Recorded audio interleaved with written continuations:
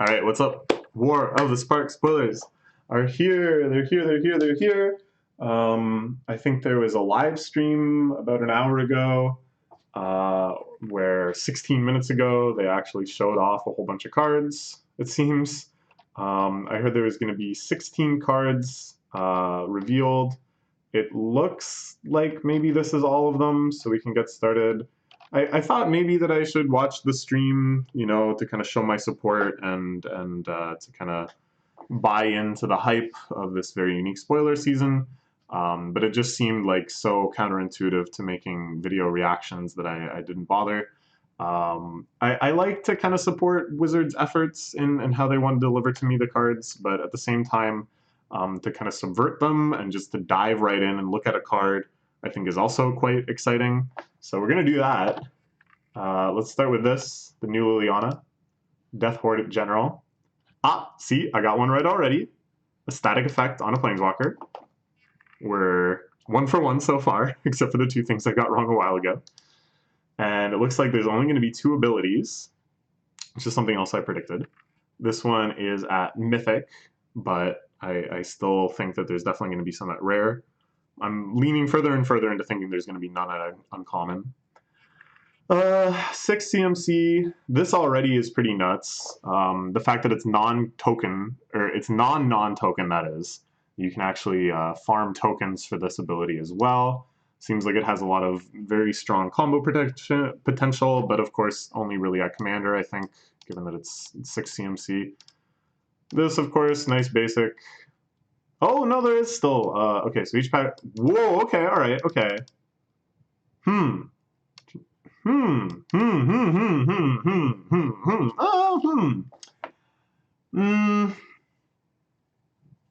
Planeswalker cards are very notoriously hard to evaluate. Very, very difficult, very difficult. And recently I saw, in anticipation of War of the Spark, a compilation of times that people had incredibly wrong takes on Planeswalker cards, which I found quite funny. So in order to provide future hilarity for me, I'm going to go out and actually give these some kind of rankings, I guess. And we'll put it right here on paper, so no one can say that I didn't claim myself. So I'm not really sure what kind of scale I should use, but basically what I'm curious is whether or not these will show up in internal formats. Actually, I'm going to leave this zoomed in because it was kind of fun to scroll down. So let's try to evaluate this. The static ability is really nice. The fact that this is basically draw 2 cards, but it's not, you know, like if you don't even have the creatures, then it's just an asymmetrical effect. It's pretty strong. This will kind of clear the board in a lot of situations. Like a lot of times when you want a board wipe, it's really just 1 or 2 creatures against a lot of the decks that are playing the field in Legacy right now, at least. I'm gonna say this is not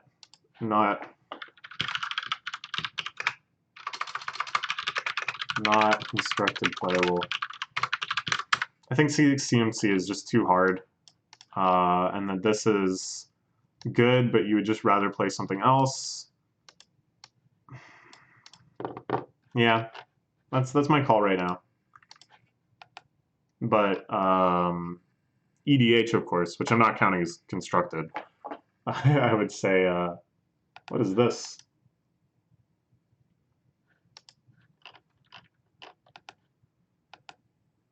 Huh? I don't get it. I don't get it at all. It's not even April 1st yet. What? Okay, alright, whatever.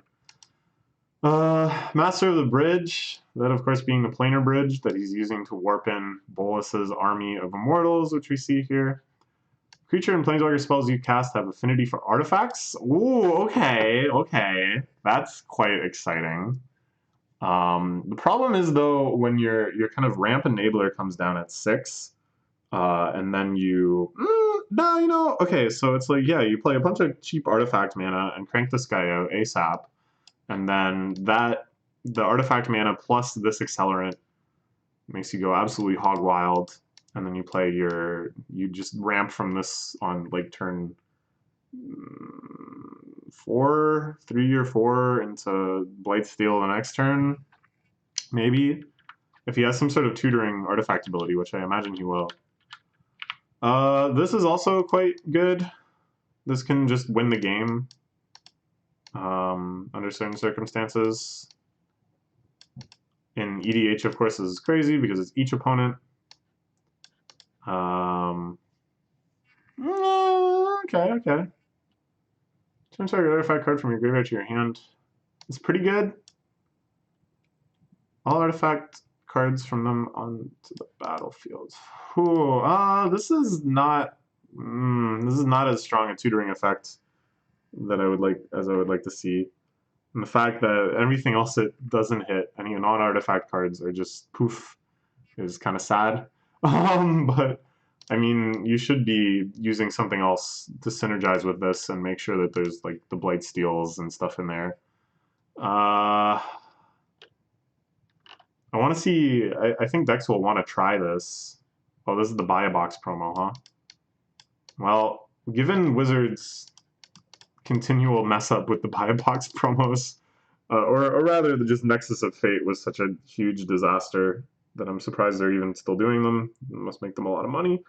I'm going to say this is going to be another disaster, and that there is going to be some affinity deck that will run this. Some affinity deck in Modern will run, because I feel like they want to go further and further away from like the eggs type of artifact deck in Modern, where it's about your kind of cantrip artifacts and your recursion of artifacts and engines like KCI, and they're much more okay with your kind of classic affinity type deck. Also, this is crazy. Affinity doesn't have any sort of exposition text. I don't think that it's just going to be a one of on this card, so it looks like Affinity is going to be a set-wide mechanic, maybe, unless this is some really crazy Time Spiral-esque scenario. Given that it's the buy a box promo, maybe that's a little more likely than normal. Anyways, it seems like Wizard is actually much more okay with this sort of, you're playing like a lot of synergistic artifacts, but then the artifacts themselves aren't making all these big fiddly little combos. It's more just that they all contribute mana-wise or affinity-wise to playing some big dudes. So given all that, I think Modern Horizons will push us even further in that direction. It's going to have like maybe some new mana rocks which are pushed, and that this is going to get more and more viable. So I could see it. Like, this is just so nice. And the fact that it actually pumps you up, that you whenever you're kind of playing this, obviously you're in the situation where this is going to be beneficial to you. And yet it's not like a win more type thing, because you can easily be putting down a bunch of artifacts and not really be stabilizing. And yet suddenly this morphs that into a very advantageous board position, because you're now putting like a gigantic clock on them, you're gaining a ton of life, everything you have just got a lot cheaper, and then you can even start minusing him to kind of start these sort of combo-esque type things going. But you can tell, because they put this on a Planeswalker ability, they're still a little scared of like the Myr Scavenger and stuff like that. Ajani the Great-Hearted. Cool. Here he comes with all his guys crushing the head of an Immortal. The Immortal doesn't really seem to mind. He's just kind of still strolling along. This is our first ever rare Planeswalker, which is quite exciting. Creatures you control have Vigilance. That's a nice static ability. This looks like it might actually only have 2 abilities, and they might be kind of. Oh no, maybe there's an alt. Yeah, it looks like maybe there's space for an alt. Gain 3 life. That's pretty boring. Put a +1/+1 creature in each. Ooh, and a loyalty counter on each other Planeswalker you control. Okay, that's kind of interesting. So I'm guessing he's gonna have 4 loyalty. 5 loyalty. Oh, wow. Okay, so you come down, you throw this down. It's like absorbing at least 1 hit for you to finish it off. maybe even 2. So it kind of just gains you 3 life regardless. It kind of depends on how big like super friend type decks become. I don't think like the going wide decks necessarily want this because it's just a little too slow for the really aggressive go wide strategy. And the fact that it doesn't have any other payoff beyond this. This though could be interesting in like a super friends type deck. Especially if there's like a lot where it's going to be the difference between minusing it once before it dies and minusing it twice before it dies. That's actually pretty significant. Like it's not just sort of an incremental advantage, but it's actually like a completely game changing. So for Johnny, I'm going to say like only in a deck that doesn't exist yet and probably never will. Because I'm not really sold on the Super Friends deck yet. Especially if I'm right and they're going to start printing some more direct Planeswalker hate in this set. That's only going to make, like right now, Super Friends, whenever it has been viable, it's sort of just been by skirting around hate. So if people ever get a whiff of Planeswalkers, Super Friends being viable, and they just start packing a little bit of Planeswalker hate, I think we won't be seeing that anymore. Dread Horde Invasion, this looks like it's going to be our first non-Planeswalker type card. So what I'm curious is if it has any sort of watermark, any sort of way to associate it with one of the Planeswalkers, flavorfully or mechanically or something like that. Dread Horde Invasion to me sounds a lot like this. So I think already I'm convinced that I'm right, and that perhaps every single card will have this level of association, is my guess. Except that this is a rare, so maybe, I don't know, only at rare or something. Anyways. Cheap enchantment. At the beginning of your upkeep, you lose 1 life and amass 1. Ooh, this is a new mechanic. +1/+1 counter on an army you control.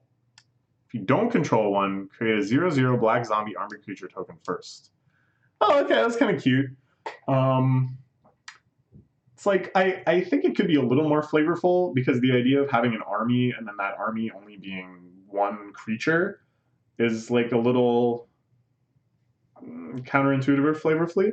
But given that amass refers exactly to zombie, it's a zombie army, I guess that kind of fits with zombies, that they just sort of move as 1 mindless unit that can be stopped all at once.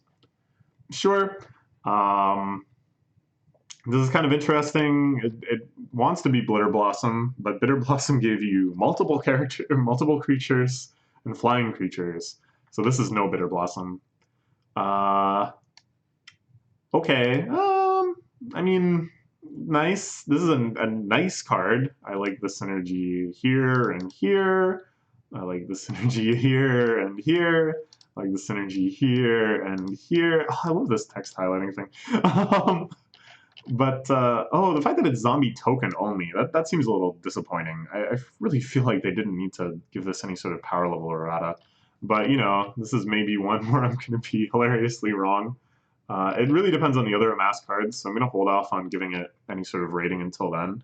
But I think Bitter Blossom is actually not outrageously powerful. And I can never see a deck wanting to run this over Bitter Blossom right now, so I doubt this is going to make any sort of impact. I guess I'll make a prediction. Let me know if you like doing this. It takes a little longer, but I think it could be fun to look back once the set is fully spoiled, and once the meta's been a little established, or even just once like LSV puts out his reviews and see how wrong I am. Can't see it.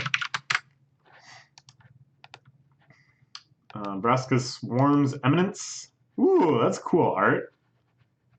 I think. Maybe if I look at it too long, I'll realize why it's gross, like most Golgari art. But for now, it looks beautiful. Like, I get that it's mushrooms, but I think mushrooms are beautiful. Oh my god! Okay. I was wrong. There's uncommon Planeswalkers. I'm a little shocked. I'm very curious to see how, like, the rare Planeswalker we saw had 2 abilities. Is this only going to have 1 ability? And if so, I don't know, like the Ajani one, I was already kind of thinking, like, seems rude to Ajani that he doesn't get to ult. In the past, he's had crazy ults. You gain 100 life. And now, he's just not putting in the work. Oh, I don't want to ult today. I'm just going to down tick. Don't you guys want some +1/+1 counters? Don't you want some loyalty counters? I just want to down tick today. I'm not feeling like ult. But uncommon, what's going to happen? Whenever a creature you control death touch deals damage to a player or planeswalker +1/+1. Okay. Sure. And then only one ability. But that's actually a pretty cool ability. This is a card that they could only print in this set because, of course, it's so specific to planeswalkers, and it matters only. Otherwise, well, it still has death touch, so it's pretty good. In general, actually, I think this is pretty good. 4 mana. I don't know. For some reason, I'm kind of feeling this one. The fact that it has hybrid mana makes it pretty nice. I could see this in some sort of green or Golgari, I guess, Death Touch tribal deck. We're playing a lot of those little rat guys and stuff. Go really wide, go really aggressive. But it only makes sense if there is like a Planeswalker heavy meta. I feel like this part is really kind of what sells it. It has to be like a creature heavy, Planeswalker heavy meta, which I could actually see standard being in the aftermath of this set. So I'm going to say it's standard, maybe if it becomes super creature PvE, maybe. Well, maybe sucks. I'm going to say sure.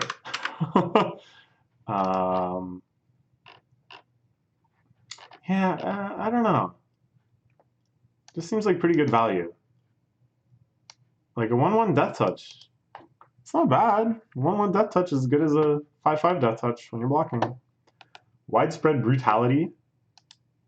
Kind of like Collective Brutality, I guess. Amass 2, then the army you amass deals damage equal to its power to each non-army creature. Non-army. Each non-army creature. Okay, alright. It's pretty cool. I like...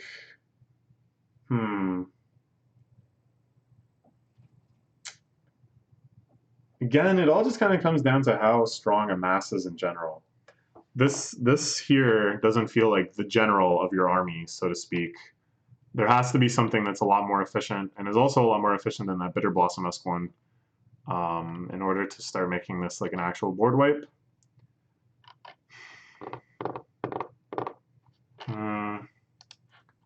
I'm also going to say, not seeing it. Too-ish. Yeah, I don't know. I don't think it's enough. Lux Chandler. So this one actually, I don't think it has a strong Planeswalker relation. It's more just to the mechanic. It's not to Liliana specifically or anything like that. So I think that prediction I'm going to have to knock off too. I thought they would be a lot more directly flavorfully related to individual Planeswalkers and not just this zombie asshole that's making everyone sad. Anyways, this one too is what I was going to say. Like, the closest she could be associated with is Ral, who's the now taken over, is it League, but I don't think it's that close. Oh, Proliferate!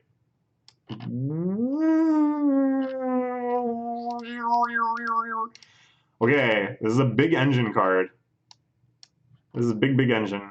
If this is a 2/2, I'm gonna,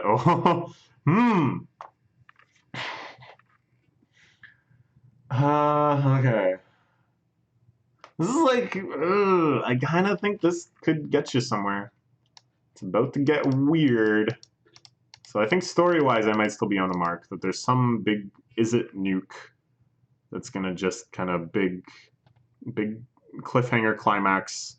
What the heck happened on Ravnica ending is what I'm thinking. So Proliferate is here. which seems super crazy in a set with 36 planeswalkers. A trigger on non-creature cast proliferate seems a little bananas to me, especially since we already have so many decks that are just based around chaining out cantrips, faithless looting, opts, surgical, etc., etc., etc., to just try to pump through as many spells as possible for your Terramanders, for your Arclights, for your Izzet Drakes, things like that. And now we have another route for them, that if for some reason Graveyard just gets hated out of existence and creature decks meet their maker in some form or another, now you can kind of take this more over-the-top, non-on-the-ground interacting Super Friends route and just spam tokens on them by getting the scroll out. Does this sound like a real deck to you? Does this sound like something that we're actually going to see outside of Saffron Olive's experiments? I don't know. I don't know. It coming down on 3 is kind of okay, because if you think of these decks as being like accelerants into the Planeswalkers, then you spend like, I don't know, like turn 1 Utopia Sprawl, turn 2 this, turn 3 Walker, and then turn every thereafter blam, blam, blam, blam, blam. Here's all my cantrips, here's my entire deck, here's the rest of my walkers. They're all alting simultaneously. It sounds like a real party. You know what? I'm going to say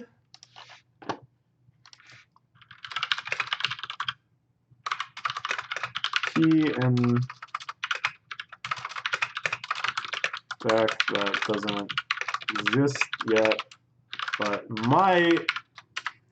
It's like kind of, I mean, Planeswalkers by themselves are hard to evaluate, and then the power level of like a Super Friends deck is really hard to evaluate, trying to figure out good synergistic combinations of Planeswalkers, the viability of actually getting them out there, trying to figure out how they're going to be hated on, given that direct Planeswalker hate up until this set probably is going to be very rare. I don't know. I don't know. Alternatively, what other stuff can you do with this that it's not Planeswalkers? There's kind of some fun charge counter shenanigans you can do. You can give yourself energy counters if you want to do that for some reason. You can make a strange infect deck, which isn't about getting in there with effect creatures, but just getting in there with one infect creature and then spamming a bunch of cantrips. Nah, all of these decks don't exist yet, but they don't sound actually that crazy. The charge counter one is only like really vaguely in my head. I don't really remember how it works. It's like you use Horn of Plenty or whatever that card is called, Everflowing Chalice, things like that. And then you use this, put a bunch of counters on them, get a bunch of mana. It's non-creature too? Actually, that deck sounds kind of nuts.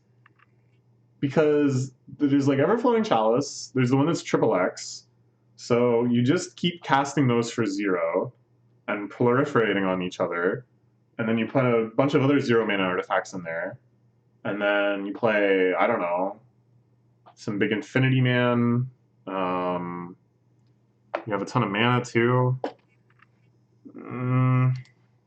Maybe that's even like the most likely deck. Most likely some mana flavored Cheerios. Cheerios being the kind of general archetype of playing tons and tons of 0 mana artifacts for some sort of value. Okay, that's an extremely interesting card though. I am very, very curious and excited to see what happens to that. Ravnica at war. It really says it all right there. It's kind of a sad picture. Here we have an explosion, probably just a harbinger of explosions to come. This is a 4 CMC white sorcery that says destroy all lands. Oh, exile all multicolored permanents. Interesting. Heart of Ravnica disappeared before anyone could strike a blow in its defense. The Heart of Ravnica. Jace dead? The Living Guild Pack dead? Because the Living Guild Pack has some incredibly broken level of magic around it. So I always figured like they'd have to do something. Heart of Ravnica, interesting. This doesn't seem good though. I think that's way too situational. And then even when it is the ideal type situation, there's better board wipes. The fact that it can be very asymmetrical, you bring this in to hate on some extremely multicolor centric creature deck that doesn't exist. Spirits, maybe? This kind of hates on spirits. Because it is exile, which is nice. So it gets around Selfless Spirit. But it doesn't actually kill Selfless Spirit. But it kills your Spell Quellers and your Geists and your so on and so forth. Nah, but I just don't see it. I don't think Spirits is the sort of deck where you bring in such specific hate. You bring in just your general creature hate. Nope. Emergent Zone. Oh, hey. Alright, that's pretty cool. It's like the other side of it. Here we see this is some sort of bolus type weapon. It says horns. This is like probably the gate, the planar gate that the zombies are going to come through.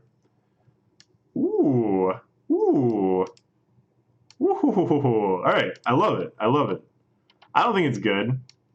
I'm going to be really shocked if there's a deck that has such a weird, convoluted setup that they really need to run something like this.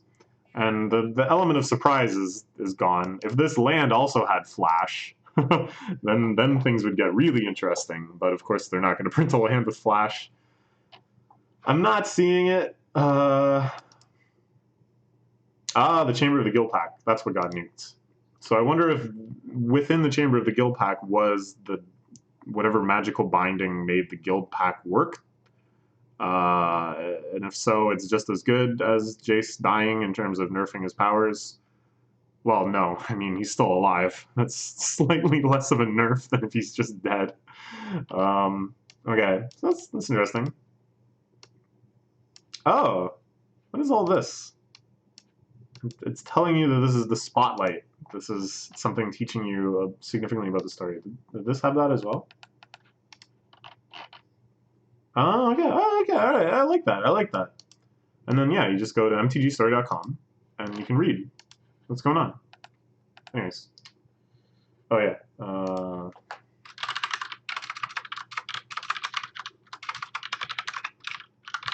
Nope. I could see it in some sort of against the odds type deck where it's not that good. And it's just like a really kind of niche thing in order to give the deck some way to actually just combo off directly instead of having like an awkward middle turn where they could just die. And it'll be thrown in the hopes that it'll help, and then it'll just never happen and we'll all be sad. That's my guess. Invade the city. Here's our zombie-man coming out of the portal. Really direct storytelling here. These last three cards, you can just watch this explosion happen and then what happens after that. Amass X, where X is the number of instant sorcery cards in your graveyard. Okay, yes and no. We've seen the power of this line, number of instant sorcery cards in your graveyard. We've seen that many, many times. Here, it's not doing it for me because in the end, you just get a big creature that has no evasion, no trample, nothing like that. Whereas before, your payoff cards, which aren't really that much more expensive, in the case of Terramander are actually quite cheaper, give you something that, in the case of the Drakes, are just as big. And with the Terramander, definitely big enough. Yeah, I don't see it. Death greeted the world with the roar of desert air. Maybe in limited, this will be a good thing to pick up in multiples if you're drafting the Amass deck, which seems like a very linear deck to draft, which I think is fine because this whole Planeswalker limited is going to be crazy. And I also think that they're pushing this to be a set that that's going to get a lot of new players interested. So it'll be nice if they have a couple linear archetypes that you can just grab every card that says Amass and you're not really steering wrong. And this will be a good one in that scenario. But outside of that, no.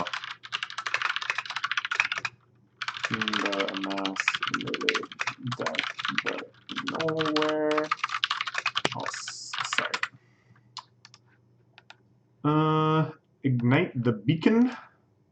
Run! So this is the countermeasure, I guess. The counter force is doing something with the beacon. It's a 5-mana white instant that says exile all multicolored permanents. Search your library for up to 2 Planeswalker cards, reveal them, put them in your hand, shuffle your library. It can't just be that. Oh, it is just that. No, that's definitely not good enough. You're tutoring on 5 to get 2 cards that you probably will only be able to play one of next turn. Instead, you could have just had one of those cards in the deck and just drawn that instead. Not mean. In some sort of crazy Super Friends toolbox type deck, what you really want is something cheaper that just gets you 1. And it looks like that card probably won't exist, given that this card exists. So, yeah, I get why they're doing this, to kind of make tutoring for Planeswalkers feel a little more special. And also the fact that I think just in general, they're trying to like kind of scale back on the power of tutoring and early tutoring and stuff like that. That's just been a general trend in the entirety of Magic's history. They just continually nerf tutoring, except for Stoneforge Mystic. Stoneforge Mystic. That was the one time they were like, "Hey, what if tutoring was good again?"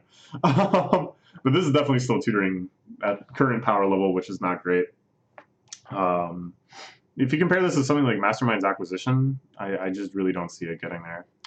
So this one's a big no for me.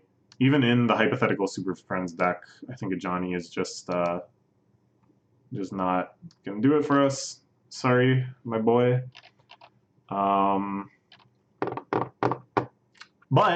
But this is definitely confirmation that what I predicted was true, that they were going to take this opportunity to do a ton of Planeswalker-focused utility-type cards that would just make no sense in any other set. What's this one called again? Ignite the Beacon. No. Sorry. Okay. Herald of the Death Horde.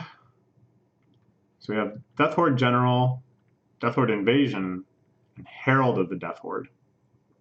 So this guy Herald, it's kind of weird because like if they print specific creatures, it seems like it doesn't really have synergy with Amass. This is probably just going to be some guy that ETB amasses. But when he dies, he amasses, I guess. All right. Yeah, probably when he dies. Oh, look. So this is a common.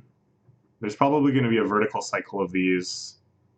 When they die, they amass equal to their power. That's my guess. You ready? All right. When you die, amass 2. Guess what his power is? Oh, it's 3! What? Okay, all right, whatever. I guess he loses 1 power because instead of being this awesome guy out in front with his big stick, he's dead. He's back again, and they're like, "Back of the line, buddy," and he loses a little bit of motivation, so he's just down to 2 power. Okay. Then float into the new world in service to God Pharaoh. Yes. This is not a story spotlight because this event has been covered a few other times, I guess. So I'm not even going to bother rating stuff like this because it's just for limited, basically. No escape. Counter target creature or planeswalker. I thought something like this would come. I was much more interested in how they would cost counter target planeswalker, period. I thought that could be 2 CMC, like colorless or generic and blue. And I thought that card would actually be quite interesting. This is I feel like they kind of wussed out that they didn't want to be too harsh on planeswalkers.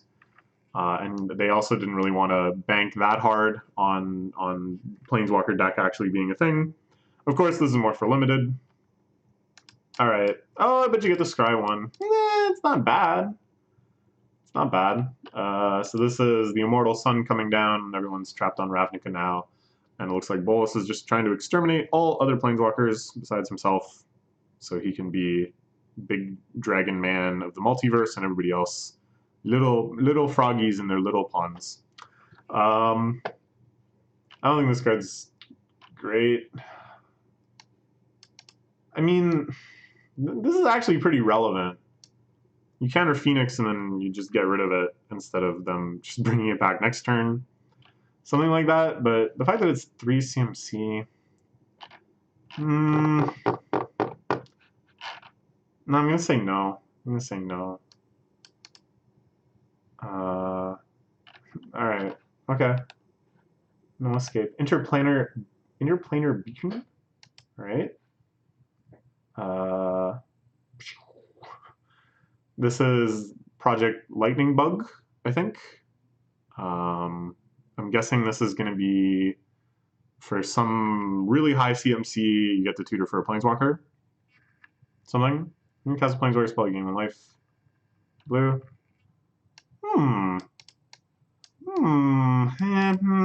No. This is actually kind of annoying. I don't know why they would do this, because there's so many Planeswalkers that have just 2 of 1 color in their cost. So that's mean.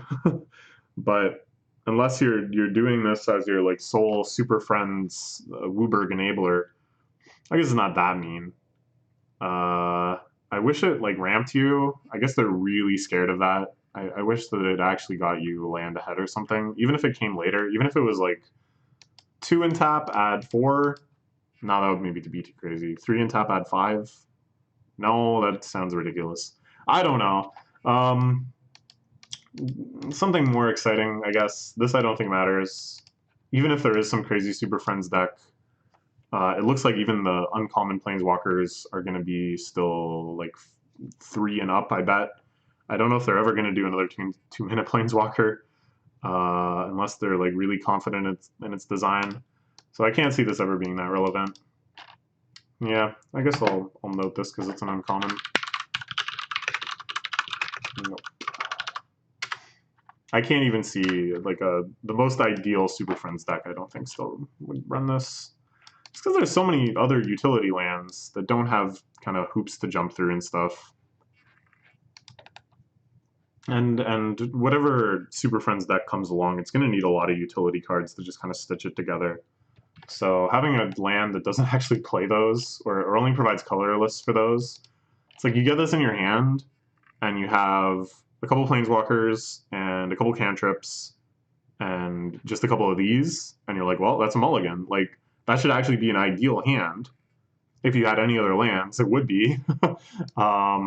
But no, you just have this thing, which only turns on once you start getting to your Planeswalkers. It's just too slow. Braska's Finisher? Okay. A Gorgon Assassin? If it enters the battlefield, destroy target creature Planeswalker and opponent controls that was dealt damage this turn. Nah, that's not enough. The stats are okay. I was like very excited right up until I hit this line. This isn't the problem, you know? If you're able to deal damage to them, you're not in a terrible, terrible situation. I mean, all right, let's see. Where would you really want this to come down? You're playing some Rakdos thing. You just like bolted their Karn. Now you come down with this and finish it off. And you're like, dang, I'm glad this was in my deck. And then 99 other times you're like, why is this in my deck? Yeah, no, I don't think so. All right, but it's just the common, so I don't really expect that much from it. Adding a counter of each... Oh, okay, well that's a little interesting. I'm not sure if that's really going to come up too often. A fun one is like you have Gideon, and Gideon, when he's a creature, gets some +1/+1 counters on him, and now you're buffing both +1/+1 counters and loyalty. That's one example I can think of. But that's it.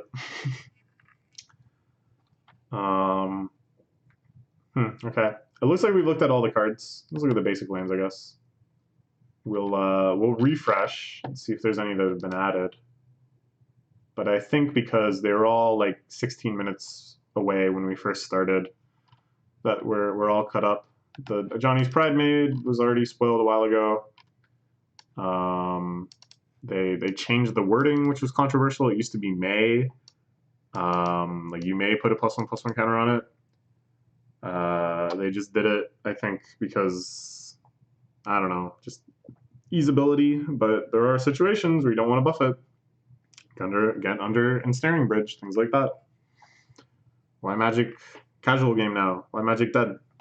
Blah, blah, blah. This card I don't think will be good. I guess we should put it down.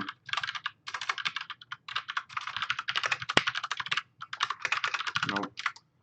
Oh, I don't know. Is the life gain deck gonna finally happen? You have this, you have Beacon, you have New Ajani.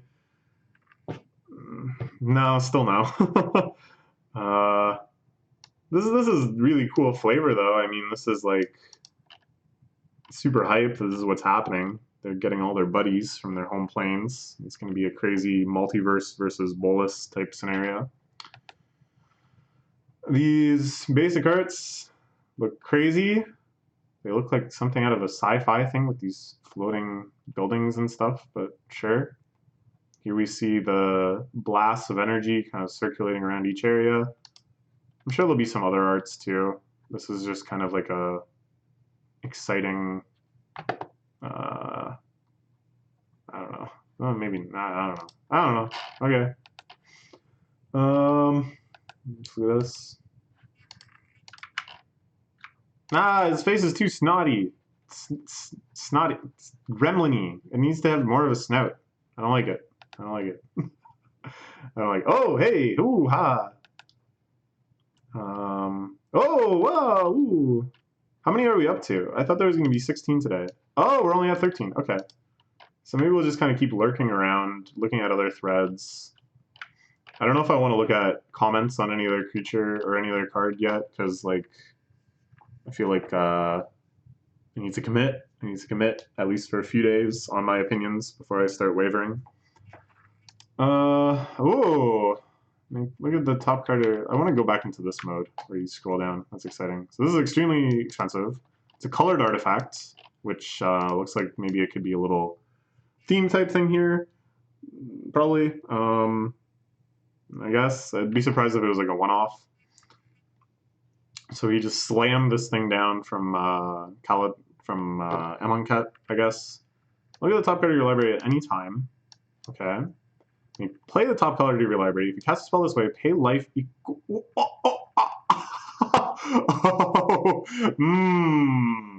Ooh, wizards! You are so bold. You are so bold right now. You're really putting this card text on a card and then making that card just a card that you can play. You really ooh. Okay, so this is basically just AdNauseam on a big building. It's only 1 mana more expensive than AdNauseam. And there you get both the drawbacks and the benefits of it being a permanent. You can like semi go off and then go off a bit more later. Unlike AdNauseam, you can, which is good because, you know, AdNauseam will sometimes hit like dry streaks where they can't keep churning through. It's a lot worse than AdNauseam in that you don't just draw the card. You have to just play it right now. But a lot of the AdNauseam decks, you are just kind of playing the cards that you get right then immediately. So it doesn't really make that big a difference. The only big difference, of course, is that AdNauseam, the problem with it is like hitting a whole bunch of big cards in a row. Whereas the big problem is hitting lands in a row, and mitigating big cards in a row is a lot easier than mitigating lands in a row. But then again, you know, whoa, no, I don't think this is super relevant. You've obviously got other win cons if you're trying to abuse something like this. So let's give it ideal circumstances. We're playing this in like vintage. We've got all the fast mana that we want. We're barely even running any lands. We drop this thing on like turn 3. It's time to go off. We chain through as much of our deck as possible, and then tendrils, and then we're laughing. Now, none of that actually sounds better than any of the other routes that we have in Vintage. Trying to play this in Legacy, I think it's too light on fast mana and artifact mana. You would still need too much of a land base to do this, and lands are just killer for this card. In Modern, there was a few of those like Madcap Experiment decks And this has a few benefits over Madcap Experiment, that you can play cards from your hand still.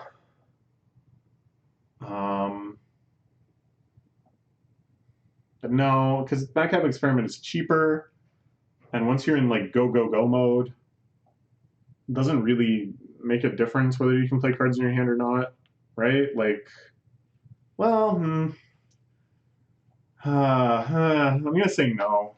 I kind of want it to be there. I think it'd be kind of cool if this was the center of a big engine deck.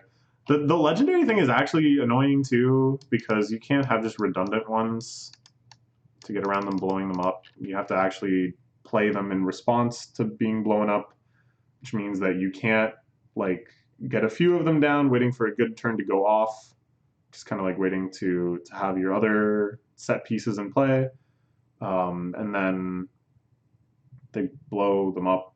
You're like, well, yeah, I don't think so, but it's a cool card.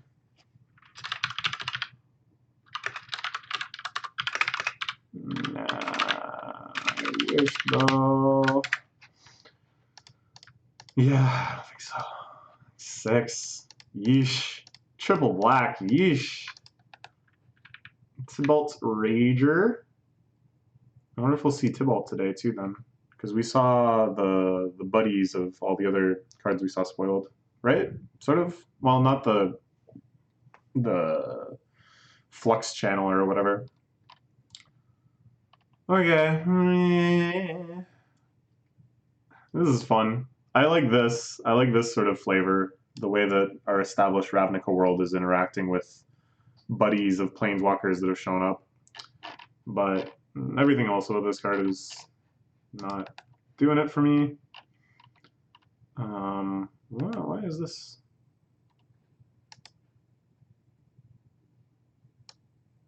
Oof. Oof. Oof. Yeah, that's no. They really should have seen this coming.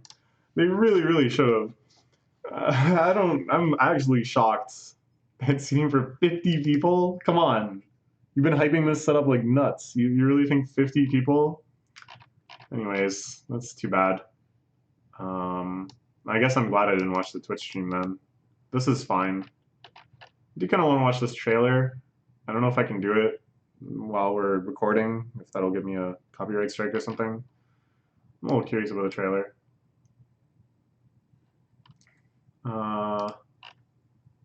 Oh, okay, alright. It's kind of exciting. We got any new cards?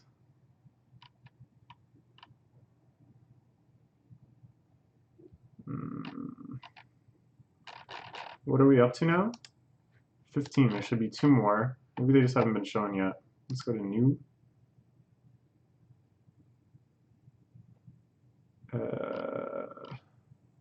I'm not really sure what to do now. We just kind of have to wait, I guess. So the last one was 15 minutes ago. 15 minutes ago. Then a big break. So like, I don't really know what's going on. Is the stream still happening? Is there like a link here? This is the VOD of the stream. Okay. And that's it. Oh, this is the trailer, it looks like. Alright, well, we'll watch that later. This is the part of the trailer that was the super teaser trailer thing. Let's make sure we just looked at all of these. I think so.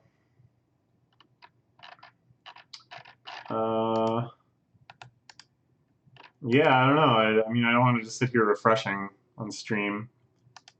So maybe we'll just call it for now, and then if there's new cards that show up later, we'll look at them when they come out. I think I'm still pretty okay with all of these predictions. I didn't really make any really bold predictions. As far as I said, actually cards that I'm gonna think will show up somewhere. This I really hope does show up somewhere. I'd be very curious to see this deck.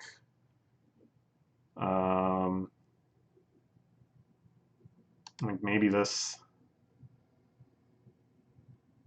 Oh yeah, this I was a little bold. But now I'm kind of touting it again. Let's look at it again.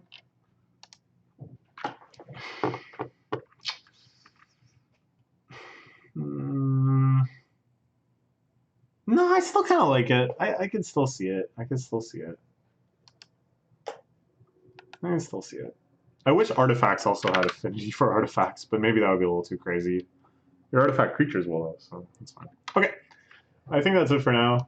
I had a lot of fun doing that. I don't know who watches my Magic videos, but thank you for doing so. I know this isn't a Magic channel, but maybe I'm helping get you into Magic. I don't know, or maybe you're a Magic player that's like, why is this guy always talking about manga?